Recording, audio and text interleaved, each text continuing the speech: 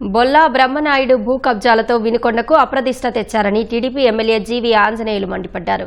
జగన్ గ్యాంగ్లో అందరూ దోపిడీదారులేనని ధ్వజమెత్తారు. వైసీపీ కోర్ టీం అంతా దోపిడీ.